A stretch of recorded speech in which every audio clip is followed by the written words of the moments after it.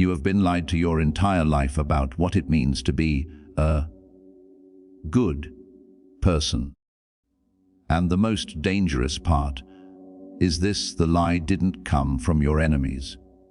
It came from your parents, your teachers, your culture, and every voice that told you that being kind, agreeable, forgiving, and self-sacrificing would keep you safe. You believe goodness is protection. You believe morality is armor. You believe if you are fair, the world will be fair to you. That belief feels comforting. It feels civilized. It feels right. But it is also slowly destroying you. Because here is the paradox no one warns you about. The more good you try to be in a competitive, indifferent world, the more exposed you become. And Machiavelli understood this centuries ago, long before self-help books tried to soften the truth. You are not exhausted because you are weak. You are exhausted because you are good in a world that rewards something else. And before you reject that idea, before your moral reflex flares up and whispers, "That's cynical," stay with me, because there is a deeper, more dangerous truth we haven't touched yet. From the moment you were young, you were trained to equate goodness with obedience. Don't argue. Don't upset people. Don't be selfish. Share. Compromise. Turn the other cheek. You learned early that love was conditional. Approval came when you were pleasant. Safety came when you were agreeable. Conflict meant risk. So you adapted. You became easy, predictable, reliable, and society rewarded you just enough to keep you compliant, but never enough to make you powerful. Machiavelli would have recognized you immediately. He would not have called you evil or stupid. He would have called you naive, because Machiavelli did not argue that morality was useless. He argued that morality without power is suicidal. In The Prince, he observed something deeply uncomfortable. People do not reward goodness the way we pretend they do. They exploit it. They test it. They drain it. A good person is trusted quickly, and trust, when given freely, becomes leverage. Think about your own life. Who gets more demands placed on them? The person who says no, or the person who always says yes? Who gets interrupted, talked over, and taken for granted? The assertive one, or the endlessly accommodating one? You already know the answer. You feel it every time someone crosses a boundary you never enforced. But there is a deeper layer here, and it's darker than you think. The world does not operate on moral intentions. It operates on incentives. People don't ask, who is the most good? They ask unconsciously, who can I push? Who will tolerate this? Who won't retaliate? And every time you absorb disrespect silently, you teach the world how to treat you. Machiavelli warned that a ruler who tries to be good at all times will be ruined among those who are not good. But this doesn't only apply to kings and politics. It applies to offices, families, friendships, and relationships. You don't lose because you're kind. You lose because you are kind without teeth. And this is where the lie becomes lethal. You were taught that being good means being harmless. But harmlessness is not virtue. It is vulnerability disguised as morality. A knife that never cuts is not peaceful. It is useless. The Stoics understood this distinction clearly. They did not teach passivity. They taught self-mastery. They taught restraint, not weakness. Marcus Aurelius did not rule an empire by being endlessly accommodating. He ruled by understanding human nature as it is, not as it should be. And human nature has an uncomfortable tendency. It respects boundaries more than it respects intentions. This is why the good person often ends up bitter, resentful, quietly angry, because deep down you feel the imbalance. You give more than you receive. You forgive faster than others change.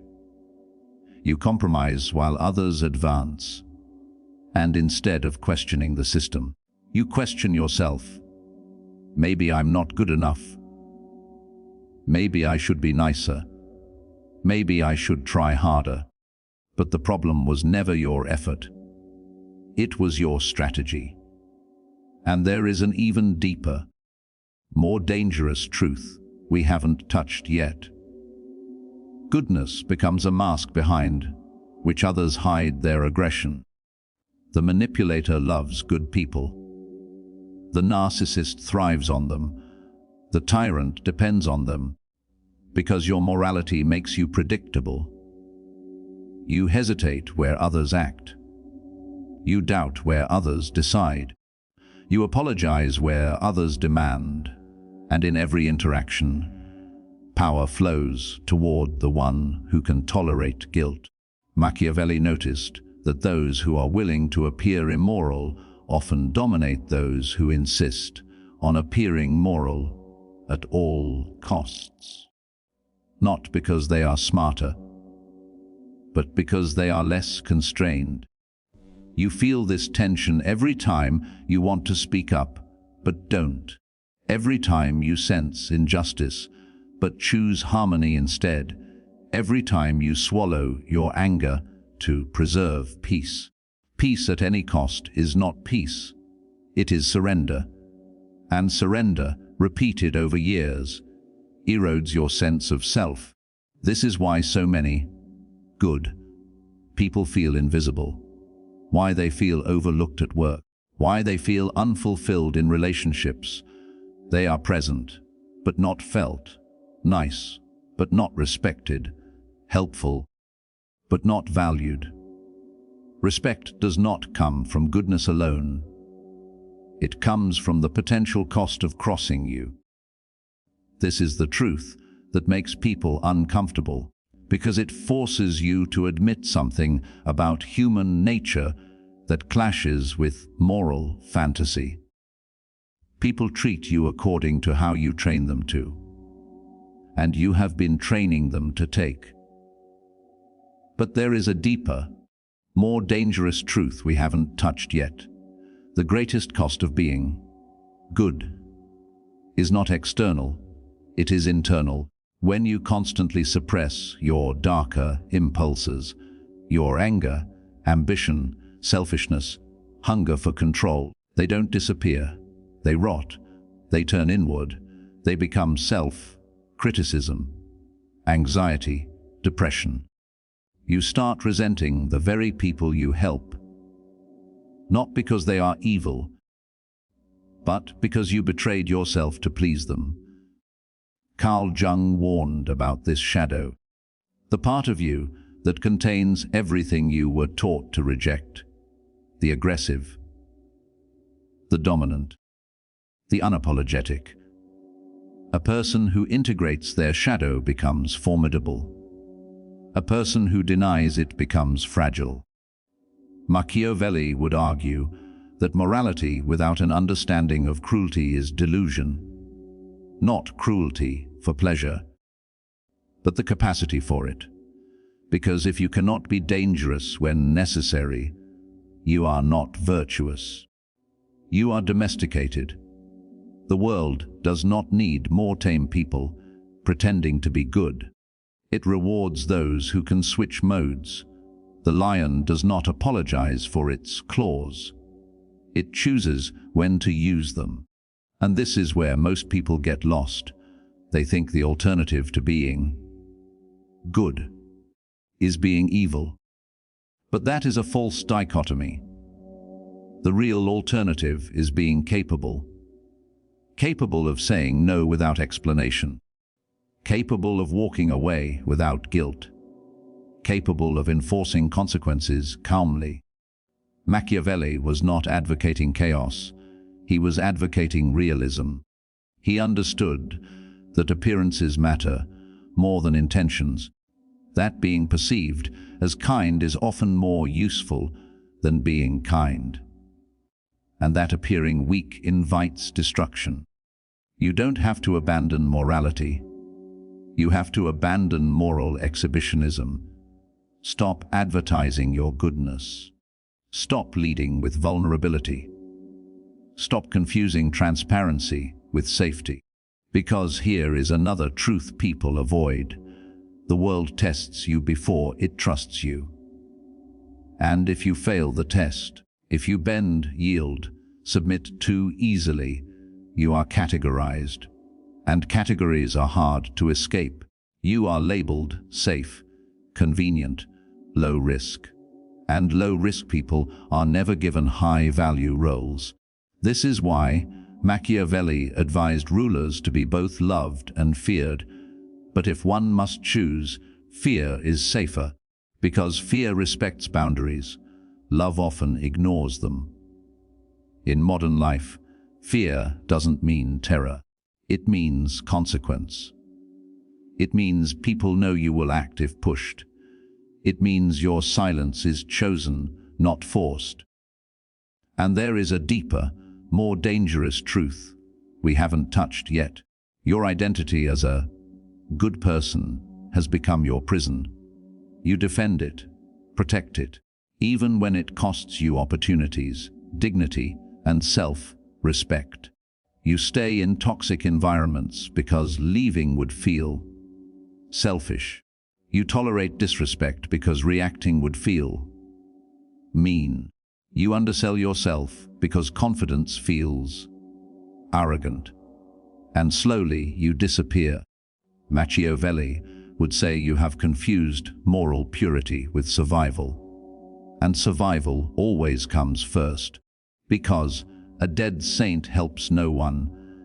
The irony is brutal. The world does not become kinder because you are good. It becomes harsher toward you, not out of malice, but out of instinct. Just as water flows downhill, power flows toward those who can hold it. And if you refuse to hold power, someone else will. Someone less restrained, less empathetic, less concerned with fairness. And then you will complain about the state of the world. But there is a deeper, more dangerous truth we haven't touched yet.